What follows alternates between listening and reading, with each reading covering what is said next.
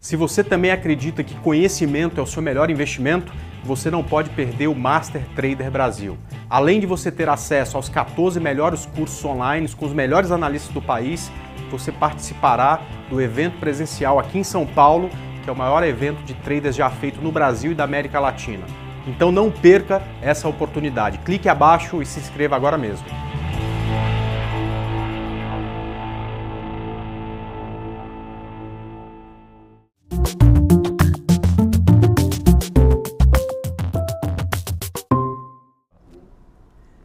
Olá, 25 de abril de 2018 e estamos aqui hoje para discutir sobre um tema que foi mais falado de tecnologia nesse primeiro trimestre. O tema chamado blockchain. O que é blockchain? Para que funciona? Que aplicações existem? É isso que a gente vai discutir hoje aqui. Isso aí. E quem vem explicar para você o que é essa tal cadeia de blocos é o Percival Lucena, que é pesquisador lá na IBM. Muito obrigado, Percival, por ter nos atendido aqui. E por ter atendido essa missão difícil, que é explicar o que é um blockchain, né? Boa tarde, Arthur, Gustavo, um prazer estar aqui. Sim, é uma missão difícil, porém é uma missão interessante, né? Toda vez que surge uma tecnologia nova, uma plataforma nova, surgem oportunidades de se desenvolver novos aplicativos, novos modelos, e é bastante interessante estar explorando os primeiros projetos de blockchain aqui no Brasil. E por que você acha que está tanto esse auê com o blockchain hoje em dia, pessoal? O que é um blockchain? Para que ele serve, né? Bom, na minha visão, o blockchain ele é uma plataforma. Então, toda vez que surge uma plataforma nova, seja um PC, seja a web depois ou mobile, surgem novos tipos de aplicações que dependem dessa plataforma, que não dava para fazer antes sem essa plataforma, né? Então, a web permitiu a gente fazer o e-commerce, mobile permitiu que a gente tivesse o Uber, né, que você pudesse o Airbnb. Quando você está falando de blockchain, talvez as criptomoedas tenham sido uma coisa nova, né, talvez a primeira grande novidade no blockchain, mas toda essa parte de computação distribuída que não dava para fazer usando a web tradicional, estão permitindo que novas empresas descubram novas oportunidades. Então, eu acho que todo o hype que acontece com o blockchain, porque a chance que você tem, que acontece uma vez por década, eu acho só, de surgir uma tecnologia nova que permita criar novas empresas, novos tipos de negócio que antes não existiam. Para quem nunca ouviu falar de blockchain, essa é a parte mais difícil. Como é que você explicaria, assim, em pouco tempo, o que é uma blockchain? Bom, tem até para ajudar aqui, a gente tem uma ilustração, né? Então o blockchain ele foi feito inicialmente, né, do original, do Satoshi, do paper original, era para fazer uma criptomoeda, então era para fazer uma aplicação distribuída, né? A maioria das aplicações que hoje você tem, elas estão centralizadas, então é um banco, é um cartório, sempre tem o que a gente fala de um link de confiança que é o responsável por você fazer essas aplicações, né? Elas estão normalmente rodando num servidor, né, que é um computador grande, que processa essas aplicações. Já no blockchain você tem o que a gente chama de computação distribuída, que é uma coisa que já existia há bastante tempo, né, que a gente fala que a gente tem os nós, que tem os bancos de dados, né, que armazenam as informações distribuídas, mas também tem toda uma tecnologia para você executar programas, transações, que são o que a gente chama de smart contracts, né? Esse smart contract é também um termo que surgiu na década de 90, do Nick Szabo, que a ideia original era como se fossem ser mesmo contratos digitais, né? Como se você pudesse fazer um contrato digital. Mas hoje eles servem para qualquer tipo de aplicação. Então eu acho que antes de blockchain ninguém falava de smart contracts. E eles são importantes para fazer muita coisa hoje em dia já. Sim.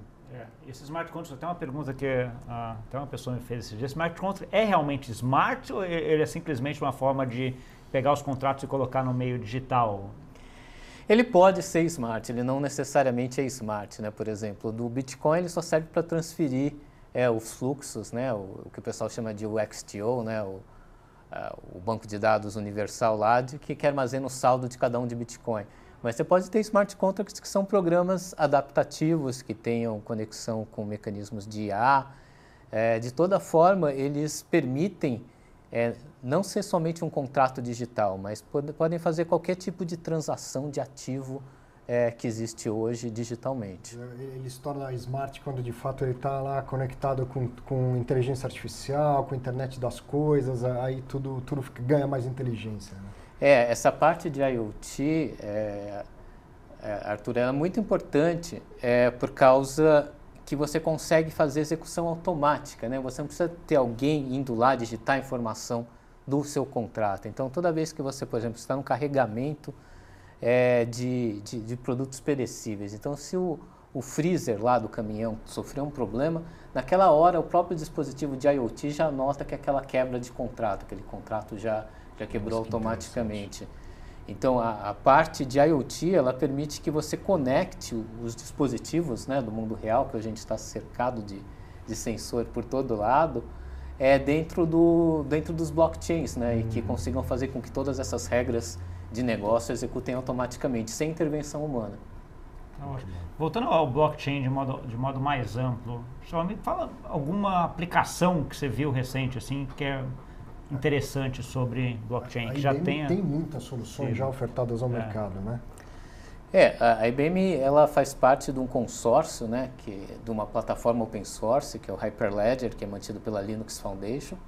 Em cima dessa plataforma tem uma série de soluções que são criadas para vários tipos de indústria, alguns para a indústria financeira, com a parte de rastreamento de diamantes, os ativos que estão sendo rastreados na rede não são bitcoins, são diamantes reais que estão armazenados num cofre em algum lugar. Essa parte de operações de câmbio internacional também já são feitas no blockchain. Você tem exemplos de processos de compartilhamento de identidade digital, né? Know Your Customer.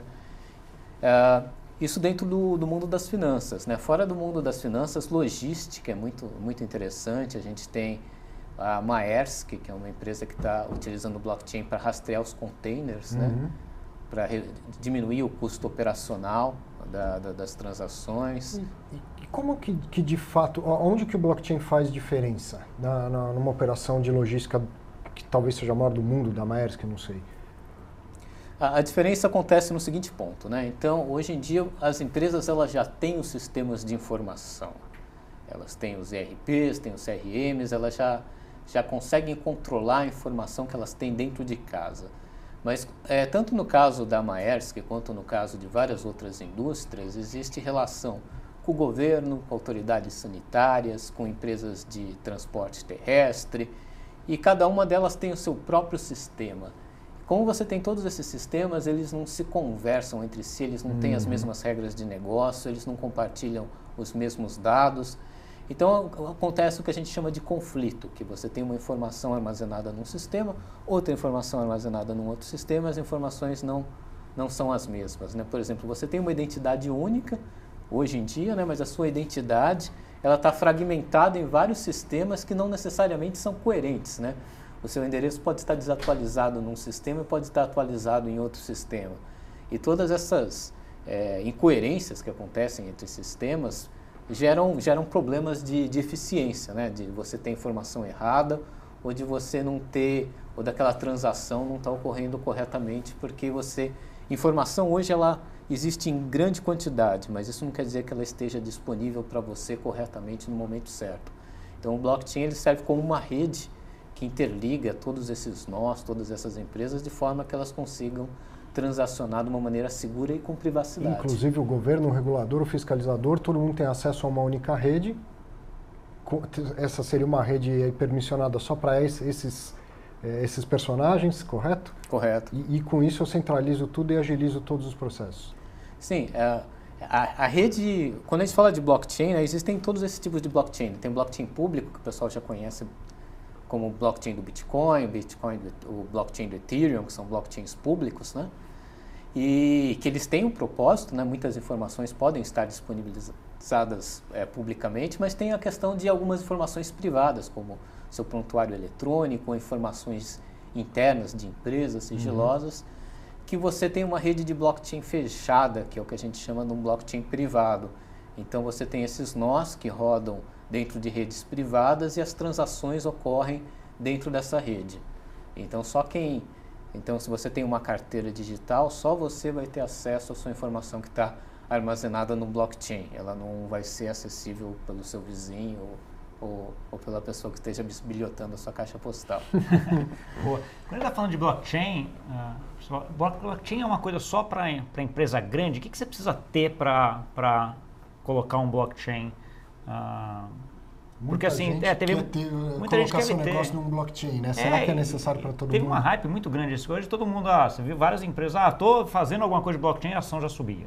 Né? Então assim, que às vezes, na minha visão, às vezes não necessariamente seria o blockchain a melhor alternativa. Mas assim, na sua visão, o que precisa para você, o que você precisa analisar antes de fazer um blockchain efetivamente? O blockchain não pode ser a cura do câncer, né? Pode até ajudar na cura do câncer, mas não precisa ser a cura do câncer. Então, você precisa ter um problema no qual você tem uma rede de empresas ou de negócios ou de pessoas que executem transações de valor dentro dessa rede e que tenham problemas em termos de inconsistência de dados, dificuldades de fazer transação, questão de segurança, ou às vezes você tem um intermediário que não é necessário, que pode ser feito automaticamente numa rede sem um blockchain.